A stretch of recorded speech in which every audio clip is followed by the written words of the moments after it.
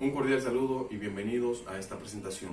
Quien les habla, Danilo Santos, participante de la Escuela de Ciencias Jurídicas y Políticas de la Universidad Abierta para Adultos, UAPA, quien tiene a bien exponerles todo lo concerniente o los tópicos más importantes relacionados con el salario.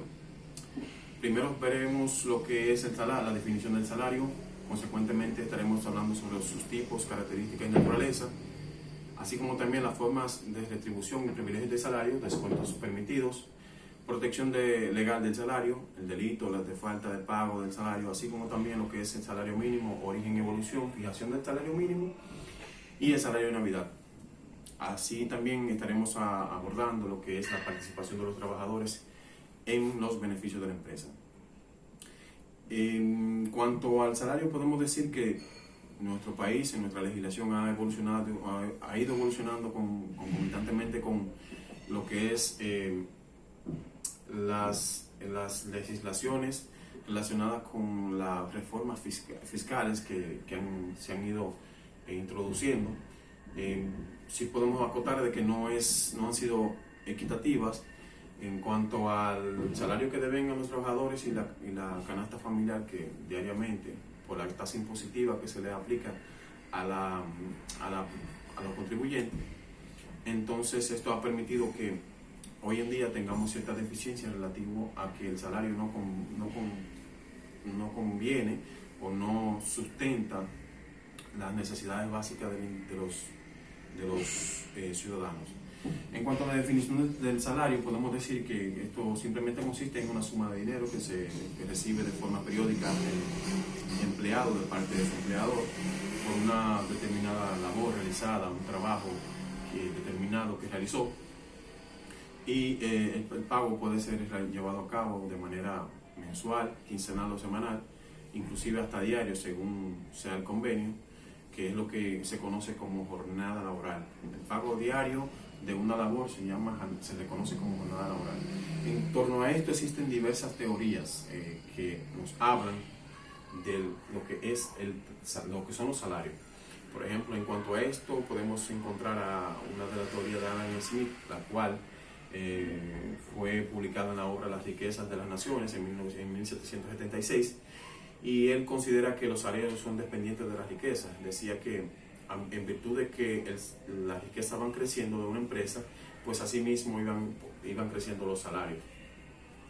Hay otra teoría que habla de los salarios, la teoría, por ejemplo, de Marx, que dice que en relación a los salarios, él dice que el patrono paga al obrero por su actividad o servicio, y no es realmente el pago por el trabajo, o sea, por el valor del trabajo, sino por el valor de aquella fuerza que éste tuvo que ejercer para poder llevar a cabo esa labor. Dice que, de hecho, dividió lo que es el salario o lo que es la jornada laboral en dos etapas, en dos partes. En la primera parte le llamó tiempo necesario de trabajo, y él indica que en esta parte únicamente se cubren lo que son los costos de producción, y el obrero obtiene apenas los bienes y servicios necesarios para subsistir. A la segunda parte le llamó valor adicional. En esta parte el capitalista obtiene o hace sus utilidades, pero en esta parte el empleado no recibe ningún tipo de remuneración o de retribución, y todo ese valor de trabajo no remunerado es lo que se constituye como una plusvalía, que son los ingresos extras que obtiene la empresa de esas labores que no recibió, o de esos esfuerzos que no recibió pagado el empleado.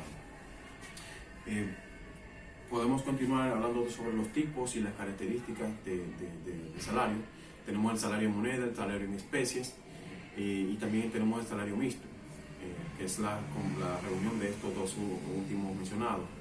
Está lo que es el salario ordinario y extraordinario, y el salario fijo variable, que es lo que se conoce comúnmente en nuestro diario como el salario por ajustes. También hay lo que es el salario se le denomina como salario por ajustes o por unidad de obra o el nivel de ventas, también que es un salario variable. Entonces está también lo que es el salario nominal y real. El salario nominal es el valor monetario de la retribución del trabajo, y el salario real es cuando el salario nominal se le deflacta, o sea, se le resta. Dentro de las características que posee el salario está lo que se da por unidad de tiempo, es decir, por hora, por día, por quincena o semana. También por comisiones. Entonces dice que no puede ser más por periodos mayores de un mes en cuanto al salario. Eso lo establece el artículo 198 del Código Laboral. Dice que el salario se estipula y se paga en moneda de curso legal, no puede ser pagado en dólares. También puede ser pagado por cualquier otra remuneración, sea cual fuere su clase. Eso lo establece el artículo 195.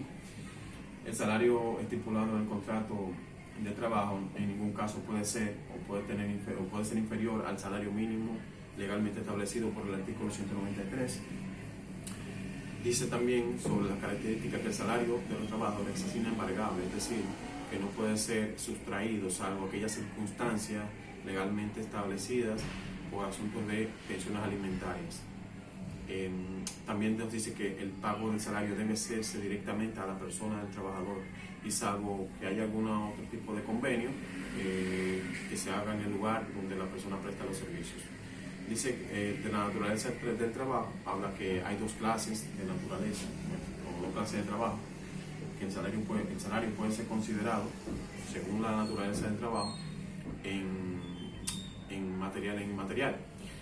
Y puede decirse también que la naturaleza del trabajo es corpórea e incorpórea, según el esfuerzo que haga el trabajador, ya sea un esfuerzo muscular o un esfuerzo mental. En cuanto a los descuentos permitidos, ¿cuáles son los descuentos que se le pueden aplicar al salario? El salario debe ser pagado con dinero en efectivo, por hora, por día o por fecha, como ya hemos, o por semana, quincenas o mes, como ya hemos mencionado. No puede ser pagado por periodos mayores de un mes. Según establece el Código de Trabajo, existe la prohibición expresa de pagar el salario mediante la expedición y entrega de fichas, vales o certificados u otra forma que no tenga establecido en el Código Laboral, y según establece el artículo 196 del Código de Trabajo de nuestra legislación. ¿Qué pasa con el salario? Que tiene una protección legal. Dijimos que a inicios de 1940 ya es que toma forma legal lo que es el salario en nuestro país. Entonces, como forma de proteger el sustento del trabajador y de su familia, el legislador lo que hace que ha establecido lo que es la inembargabilidad del salario, salvo en aquellas circunstancias que hemos mencionado anteriormente, relativo a lo que el artículo 200 del Código del Trabajo establece sobre las pensiones alimentarias. Dice que el salario o los créditos que son provenientes de los derechos reconocidos por la ley de los trabajadores son inembargables, y haciendo excepción de esa ocasión que acabamos de mencionar. Igualmente establece que el embargo en exceso de la tercera parte es inadmisible, o sea, no se puede embargar más de la tercera parte del salario de un empleado, de un trabajador. Entonces, ¿qué pasa con la falta de pago? Porque en ocasiones vemos que hay empleados que se han quejado porque no han recibido una remuneración económica a su debido tiempo. Entonces, en cuanto a esto, el artículo 211 del Código de Trabajo se refiere, y como parte de la ley, como parte de la ley 3143 del 11 de noviembre de 1951, prevé como un delito el hecho de contratar a trabajadores y no pagarles a esto la remuneración correspondiente en la fecha convenida, al término de la obra o del servicio a que estos se han convenido. Dice que para buscar un mayor alcance, lo que es el Código de Trabajo lo tipifica como un delito de fraude. Y no solamente se limita a los contratistas, sino también, porque nada más no son los que contratan que son transgresores de la ley, también se les aplicarán penas de fraude a aquellas personas que incurrieren en no pagar los trabajos realizados, así como establece el artículo 401 del Código Penal según la cuantía y sin perjuicio de las acciones civiles que sean precedentes. Por ejemplo, la intención de fraudulenta se comparaba en ese entonces por la se comparaba por las circunstancias de no pagar a los trabajadores la remuneración que les correspondía en fecha convenida al término de sus labores.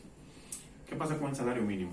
El salario mínimo es la remuneración mínima establecida legalmente en un país o territorio para cada periodo laboral, hora, día, mes o semana, en cuanto a los empleadores deben pagar a sus trabajadores por sus labores. Como todo, hay un origen y una evolución. Originalmente la fijación de salario estaba abandonada a su suerte, de acuerdo con las voluntades de los que nos dirigían al principio. La autonomía de la voluntad contractual decía que la práctica demostró que en este sistema era perjudicial para los trabajadores por ser parte de la parte más débil de esa coyuntura.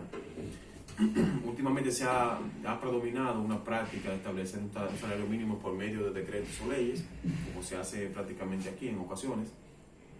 La actividad del Comité Nacional de Salario ha dedicado notablemente, habiendo dictado muy pocas tarifas durante los últimos años. Es decir, no se ha legislado en torno a esto muy frecuentemente. Se hace necesario ya que se pueda prevenir y resolver conflictos laborales y que puedan originar ya la fijación de salarios mínimos. Esta situación, como dijimos, tiene su origen en Nueva Zelanda, ya para 1894, y posteriormente algunos países como Europa adoptan este sistema de protección para los salarios de los trabajadores de menos ingresos o de ciertas categorías, porque también tenemos categorías dentro de los asalariados. El establecimiento del salario mínimo obedece a la obligación contraída por el Estado de velar porque el derecho del trabajo o el derecho de los trabajadores se sujete a los fines esenciales que son el bienestar humano, la justicia social. Con este salario garantizado se procura asegurar que los trabajadores tengan un mínimo de retribución que les permita satisfacer sus necesidades vitales y asegure condiciones de vida dignas. El monto del salario determinado por ley está en los convenios colectivos de condiciones de trabajo, en el contrato individual y también ya referente a lo que es los usos y las costumbres. Entonces, ¿qué pasa con la fijación del salario mínimo?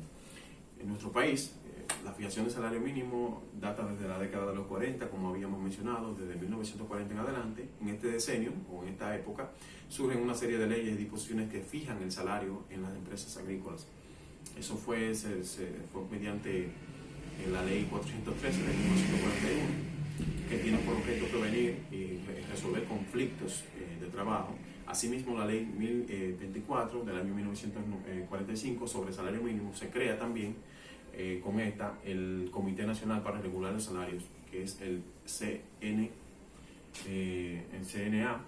Entonces, esto lo que hace es que deroga la ley 252 de abril de 1940 y permite que la ley 639 del año 1944 y el decreto también queda en vigor, en tanto no sean modificados los valores posteriores